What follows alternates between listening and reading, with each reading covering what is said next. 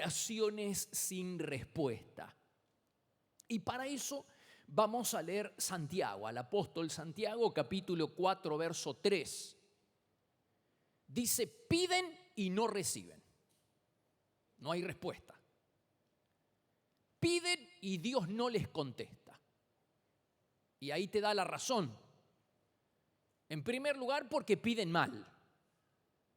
Y en segundo lugar, porque piden con motivos equivocados, con malos propósitos, para gastarlo en sus propios placeres. La indigencia espiritual es una elección, ya que Dios promete provisión para todas nuestras necesidades si tan solamente se lo pedimos a Él. No tienen, dice la Biblia, porque no se lo piden a Dios. El primer requisito entonces de la oración eficaz, de la oración que funciona, es pedir. Pedir a Dios en oración. Dios no da a menos que se lo pidamos. La clave. Parece jardín infante, pero cuánta revelación Dios nos está trayendo en este punto. Pedir. Si no pedimos, no recibimos. Fíjense lo que Dios le dijo a su propio Hijo. En el Salmo 2, verso 8, que es un salmo mesiánico, Dios Padre le dice a su Hijo, pídeme y te daré por herencia las naciones. Si el mismísimo Hijo de Dios no pudo ser eximido de la regla de pedir para recibir, ¿podemos nosotros esperar que semejante principio espiritual de pedir para recibir se relaje a nuestro favor? Entonces, hermanos, si se puede tener todo pidiéndole a Dios y nada sin pedir, ¿por qué descuidamos tanto la oración? Si Dios promete proveer para todas nuestras necesidades, si tan solamente se lo pedimos, ¿por qué entonces descuidamos tanto los tiempos de oración? Existen varias razones para una oración sin respuesta. Por ejemplo, el pecado no confesado. Cuando hay pecado, la oración no funciona. David dijo, si no hubiera confesado el pecado de mi corazón, mi Señor no me habría escuchado. La tenía clara. Dice en Isaías 59 y en otros pasajes que te dejo, dice, sus pecados han hecho que Dios se tape los oídos y no quiere escucharlos. Cuando estamos en pecado, la oración no funciona. Mientras Saúl no quería arrepentirse de sus pecados, sus oraciones no eran escuchadas por Dios. Saúl oró al Señor, pero el Señor no le respondió porque él estaba en pecado y no quería arrepentirse. El pecado no confesado nos cierra el cielo, oraciones sin respuesta. En segundo lugar, la falta de fe también nos cierra el cielo. Dice Santiago capítulo 1, deben pedirle a Dios con fe, porque quien duda no va a recibir cosa alguna del Señor. Ahí tenemos otra oración sin respuesta, cuando oramos sin fe. No solo cuando oramos en pecado, sino cuando oramos sin fe, no hay respuesta. En tercer lugar, cuando no pedimos. Si bien es cierto que la Biblia dice que Dios conoce todas nuestras necesidades, no nos exime de no pedir. Son 1000 los pasajes donde se nos enseña a pedir.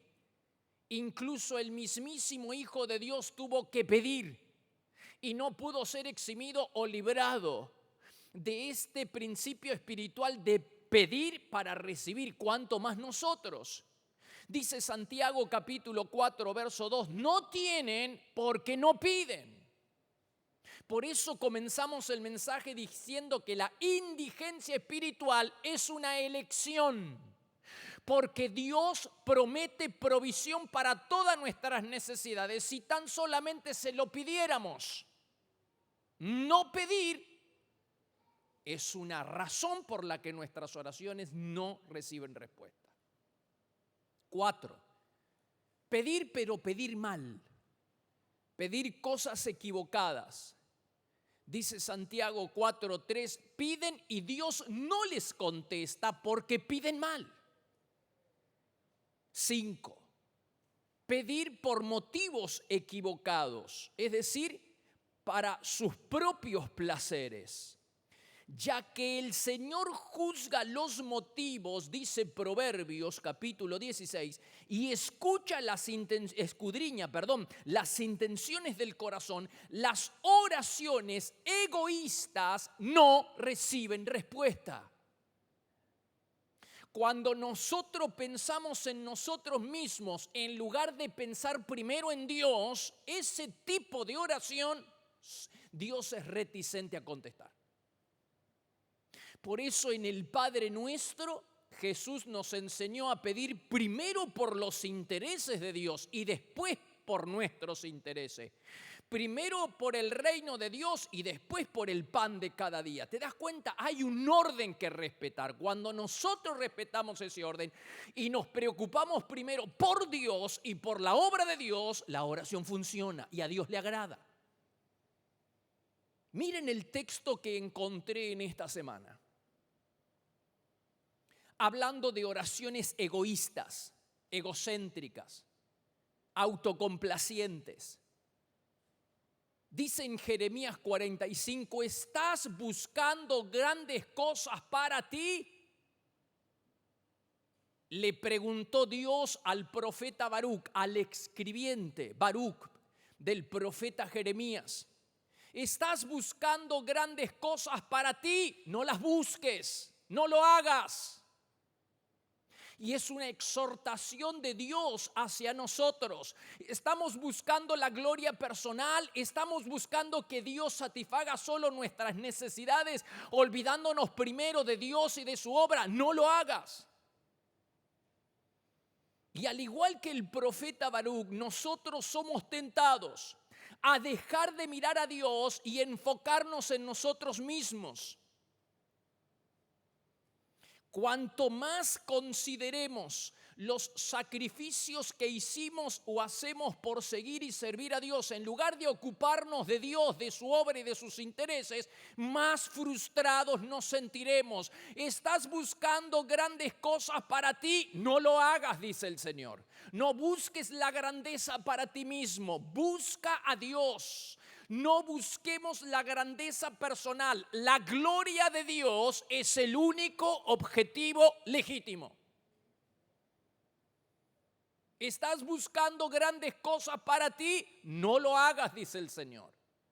Dios siempre nos enfoca hacia las cosas eternas. Dios quiere que nuestra mirada y nuestra vida esté enfocado no en las cosas terrenales, sino en las cosas eternas. Es decir, tenemos que ser contracultura de lo que es esta sociedad, donde pone su vista solamente en las cosas de acá abajo y se olvida de las cosas eternas. Sometamos nuestras ambiciones personales a la voluntad de Dios, como nos enseñó Jesús. El famoso pasaje de Mateo capítulo 6, verso 33.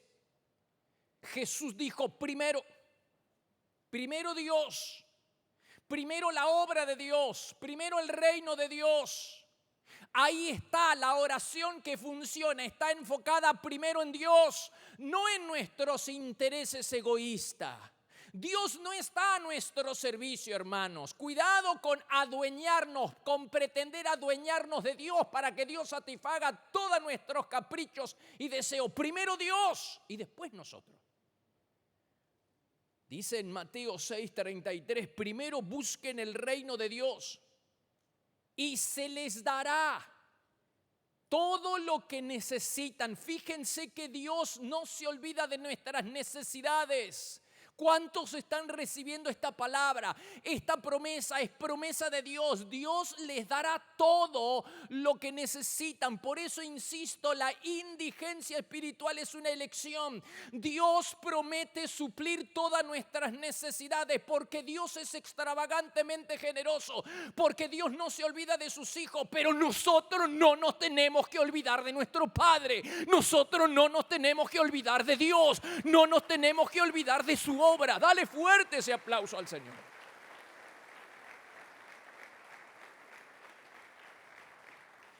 Quien ofrece a Jesús el segundo lugar, no le ofrece ningún lugar. O es Él el dueño de nuestro corazón o de nuestra vida, o no sirve, la cosa no funciona. Lealtades compartidas no sirve.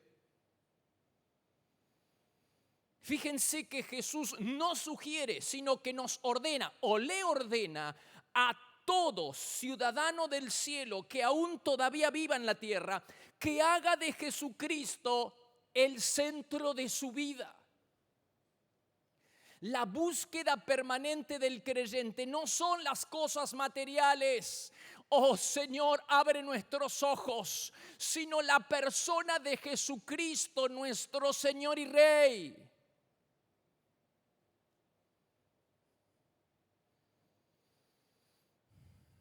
Podemos ser egocéntricos o teocráticos. Es decir, podemos ambicionar cosas para nosotros o para Dios. No hay una tercera alternativa. O una cosa o la otra. O pensamos en Dios o pensamos en nosotros mismos. Por eso es hora de sincerarnos, de hacer una autoevaluación. Cuando nosotros hablamos con Dios, si es que ¿hablamos con Dios? Sí es sí. Bueno, ¿de qué hablamos? ¿De qué conversamos? ¿Qué le pedimos al Señor? ¿Estamos siempre pidiéndole por nuestras cosas, por nuestras necesidades? ¿O también incluimos la obra de Dios, el avance del reino de Dios? ¿O será que queremos utilizar a Dios para que satisfaga todos nuestros caprichos? ¿De qué hablamos? ¿Qué le estamos pidiendo al Señor? ¿Buscamos su aprobación en lo que ya tenemos pensado hacer? ¿Perseguimos la gloria de Dios o el beneficio personal? ¿Estás buscando grandes cosas para ti mismo? Dice Dios, no lo hagas.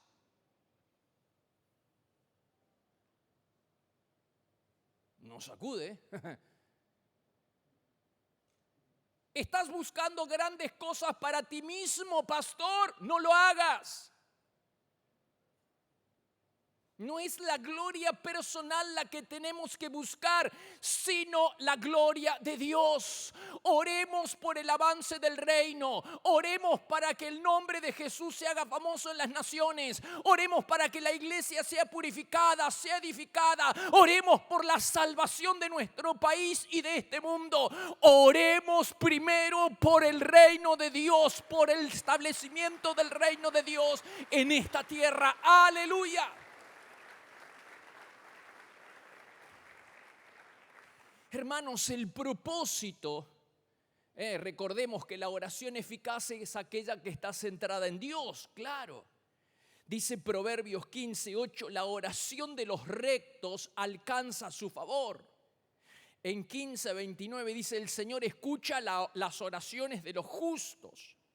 Entonces, cuidado con pretender adueñarnos de Dios y ponerlo al servicio de nuestros deseos y caprichos. Pidamos a Dios no lo que deseamos, sino solo lo que Él quiere que tengamos. No lo que queremos hacer, sino la capacidad para hacer lo que Él quiere que nosotros hagamos. Ahí está la oración eficaz. Centrada en Dios, en los intereses de Dios, en la voluntad de Dios. Y para la gloria de Dios.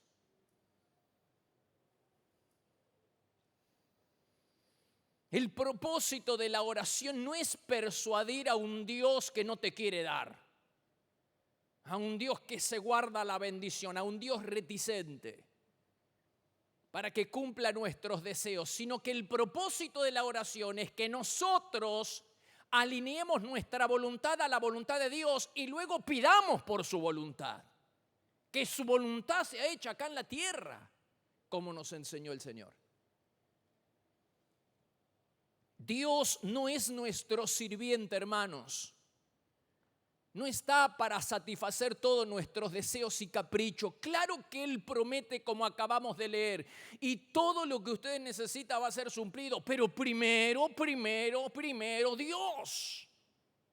Dios en nuestra vida, Dios en nuestro hogar, Dios en nuestros negocios, Dios en nuestra ética, Dios en nuestra sexualidad. Primero Dios en todo. Oraciones egoístas y peticiones egocéntricas y autocomplacientes no reciben respuesta. Estás buscando grandes cosas para ti misma, la cosa no va a funcionar. Cuando le piden a Dios no reciben porque piden para gastar en sus propios placeres. No está primero Dios, no está primero la obra de Dios. Hermanos, acá está la clave por la que nos quedamos a mitad de camino. Acá está la clave por la que muchas de nuestras oraciones no son contestadas. Primero Dios, y va a ver cómo Él suple cada una de tus necesidades. Nada está fuera del alcance de la oración excepto aquello que está fuera de la voluntad de Dios. Dice en primera de Juan capítulo 3 verso 22, todo lo que pidamos lo recibiremos de Él, porque guardamos sus mandamientos. Ahí está, si estamos en pecado, la oración no te va a funcionar. Y hacemos las cosas que son agradables delante de Él. Para recibir respuesta tenemos que estar en son de paz con Dios, porque los que están en pie de guerra con el Señor, la cosa no va a funcionar. En primera de Juan 5:14 dice, Él nos escuchará cuando le pidamos algo que esté de acuerdo con su voluntad. Por eso Jesús dice, cualquier cosa que ustedes le pidan, pero cualquier cosa en las Escrituras tiene que ser interpretada a la luz de este pasaje. Cualquier cosa que esté de acuerdo con su voluntad va a ser respondida. Y cuando no conozcamos la voluntad de Dios, ¿qué tenemos que hacer? Pedirle al Espíritu Santo que nos revele la voluntad de Dios para que nosotros comencemos a orar alineados con el deseo y la voluntad de Dios. Oraciones cada vez más certeras. Cuanto más cerca de Dios estemos, más conoceremos sus deseos, más conoceremos su voluntad, más ajustadas van a estar nuestras oraciones, más certeras y alineadas van a ser nuestras oraciones. Pidamos conforme a su voluntad, pero también pidamos para que se haga la voluntad de Dios. Jesús dijo en Lucas 11, hágase tu voluntad en la tierra, cuando habla del Padre Nuestro. Jesús buscó siempre estar en el centro de la voluntad del Padre. ¿Recuerdan en el Getsemaní? Jesús dijo, Padre, si no es posible evitar que yo beba este trago amargo, que se haga tu voluntad. En otras palabras, si lo que te estoy pidiendo no es tu voluntad, no me lo concedas. Eso es lo que Jesús le está diciendo al Padre. Si es por mí, yo no quisiera ir a la cruz, pero que no se haga mi voluntad, sino la tuya. Así que si lo que te estoy pidiendo no está de acuerdo con tu voluntad, no me lo concedas. ¿Cuántos de nosotros tendríamos la valentía de orar de esa manera? Y muchas veces nos obsesionamos y nos empecinamos con una cosa. Y no aflojamos hasta que Dios nos libre, ¿no? Y finalmente hace lo que nosotros le pedimos. Estamos tan obsesionados como Moisés. Él no quería ir al faraón solo. Dios se le presentó y expresamente le manifestó su voluntad. Quiero que vayas. Te envío al faraón para que saques de Egipto a mi pueblo, a los israelitas. ¿Y qué le contestó Moisés? Solo no voy. Voy, pero con una condición, que envíes a alguien más conmigo. Ay, Señor. Encomienda a otro la misión. Solo yo no voy. Y ahí estuvo Moisés porfiando con el Señor una y otra vez, hasta que el Señor terminó concediéndole el deseo de Moisés, que era contra la voluntad de Dios. El que tiene oídos para oír, que oiga. A veces nosotros nos obsesionamos, nos empecinamos con algo sin saber si es lo mejor para nuestra vida o si es el tiempo de Dios para nosotros. Gente obsesionada quizás con obtener una ciudadanía extranjera, o con un nuevo trabajo, o con una nueva pareja, o con tener un hijo, o con quién sabe cuántas otras cosas. Mis hermanos, quién sabe, quién puede saber realmente si es lo mejor para nosotros o si es el tiempo de Dios para nosotros. Solo Dios lo puede saber. Pero nos obsesionamos y obsesionamos como Moisés. ¿Y Moisés qué pasó? Dios terminó dándole lo que él quería. Le dio a Aarón. Está bien, no vas a ir solo. El Señor se enojó con Moisés. Se enojó porque Moisés porfió hasta el punto de hacer su voluntad y no la voluntad de Dios. La voluntad de Dios era enviarlo a él solo. Entonces se enojó con Moisés. Le dijo, está bien, estoy de acuerdo. Te voy a dar a alguien para que te ayude. Y va a ser tu hermano. Qué insensatez, hermano. La garantía infalible de que el Dios de los cielos estaría con él supliendo cada una de sus necesidades no le alcanzaba a Moisés, no era suficiente. Pero Moisés se sintió seguro cuando Dios le dio un compañero de carne y hueso. Ahora sí, Moisés se sintió. Si Dios lo ayudaba y lo apoyaba, no estaba del todo confiado. Pero ahora, al escuchar de que Dios le está dando a Aarón su hermano, ahora él está tranquilo. Hermanos, ¿qué hizo Aarón? ¿Acaso no fue él el que le dividió el pueblo al hacer un becerro de oro? ¿No fue este Aarón que cuando Moisés pecó, golpeando la roca, él lo apoyó en su desatino? Hermanos, este hombre, su hermano en quien él se apoyaba, fue aquel que le dividió la nación, promoviendo la deslealtad a Dios, haciendo el becerro de oro. Porque él se empecinó en hacer su voluntad y no la voluntad de Dios. ¿Cómo le fue? ¿Cómo le fue a Israel empecinándose en tener un rey y desplazando al rey de reyes y señor de señores como el rey de toda la nación? ¿Cómo le fue? La perseverancia es buena, pero insistir en pedir algo que Dios no quiere suele ser fatal.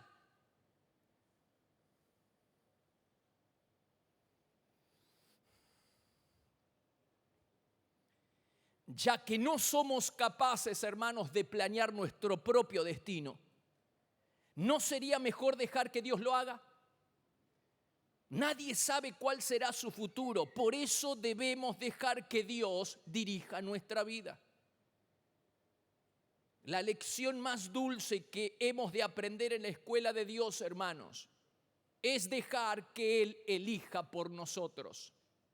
Que sea Dios quien elija tu compañero, tu compañera, tu círculo íntimo. ¿Dónde vas a vivir? ¿Qué vas a hacer? ¿Cuál va a ser tu trabajo? Esa es la lección más dulce que hemos de aprender, hermanos, en la escuela de Dios. Que Dios elija por nosotros, porque como no sabemos qué es lo mejor, no nos empecinemos en pedir algo que puede que no sea la voluntad de Dios y que nos vaya como a Moisés o como a Israel. Tenemos que conocer la voluntad de Dios para que oremos de acuerdo con ella. Pero su voluntad no siempre es obvia. Pablo le está pidiendo a Dios 3 veces por un aguijón en la carne, porque estaba limitando su ministerio. Es plausible, es lógico que le pidamos para que nosotros podamos rendir más en el ministerio, pero el propósito de Dios era otro. El propósito de Dios es que Pablo dependiera, con ese aguijón en la carne, dependiera de Dios y de esa manera le diera gloria a Dios. Bástate mi gracia, porque mi poder se perfecciona en la debilidad. Pablo oró por la salvación de los judíos muchas veces y esa oración no encontró respuesta ni siquiera hasta el día de hoy. Incluso Jesús pidió en el Getsemaní ser liberado de ese trago amargo, pero él se sujetó a la voluntad del Padre. Hay que estar muy cerca de Dios para que nuestras oraciones sean cada vez más certeras y estén de acuerdo con su voluntad, hermanos. ¿Recuerdan cuando Jesús le dijo a Pedro: Satanás nos pidió permiso para zarandearte como a trigo, pero qué cosa? Yo he orado por ti. ¿Y cómo oró Jesús? Jesús oró de una manera diferente a la que hubiéramos orado nosotros. Nosotros hubiéramos pedido para que Pedro no negara a Jesús, pero Jesús no oró así. Jesús oró para que una vez que Pedro se arrepintiera después de haberle fallado y de dejarlo solo, se arrepintiera y fortaleciera a sus hermanos. Yo he pedido a Dios que te ayude para que te mantengas firme. Por un tiempo vas a dejarme solo, pero después cambiarás. Cuando eso pase, ayudarás a tus compañeros para que siempre se mantengan fieles a mí. Es decir, Jesús no oró como hubiéramos orado nosotros, para que Pedro no negara a Jesús. Al contrario, él oró para que se mantuviera firme, para que una vez vuelto, para que una vez que se arrepintiera de haber dejado solo a Jesús, fortaleciera a sus hermanos. Hermanos, ¿cuántas personas creyentes a lo largo de estos 2000 años que han fallado al Señor se han visto fortalecidos en la fe por el testimonio de restauración de Pedro? ¿Te das cuenta? La voluntad de Dios era otra. No siempre la voluntad de Dios es obvia. Es cierto, hermanos, que cuanto más cerca de Dios estemos, más conoceremos su voluntad y más acertadas y alineadas serán nuestras oraciones. Sin embargo, también es cierto que no siempre entenderemos lo que Dios quiere, lo que Dios desea o lo que Dios hace. No siempre lo vamos a entender. Y en ese caso tenemos que sujetarnos a la autoridad de Dios y a la voluntad del Señor. Díganme una cosa, ¿entendió alguna vez Juan por qué Jesús permitió, por qué Jesús liberó a Pedro de la cárcel y permitió que su hermano Santiago muriera ejecutado por Herodes? ¿Lo entendió alguna vez? Cualquiera de nosotros hubiera pensado que este Santiago que estuvo tanto tiempo con Jesús sería útil en el reino de Dios, pero Jesús pensaba diferente. La voluntad de Dios era otra. ¿Lo entendió alguna vez Juan, su hermano? Los discípulos de Juan el Bautista probablemente nunca entendieron por qué Dios permitió que un rey borracho ejecutara a un profeta tan piadoso como Juan el Bautista. Por eso, hermanos, concluyo, la mejor manera de orar es pedirle a Dios: hágase tu voluntad, y que prevalezcan los planes de Dios y no los nuestros. De esa manera honraremos a Dios y además estaremos haciendo lo mejor para nosotros mismos. Cuando nos alineamos con Dios, cuando esperamos en Dios, cuando le pedimos a Dios que se haga su voluntad, eso lo honra, lo glorifica y eso trae el mayor beneficio para nosotros. Que se haga su voluntad, que se haga la voluntad de Dios aquí en la tierra, que se haga la voluntad de Dios en mi vida. Dale fuerte ese aplauso al Señor, dale fuerte.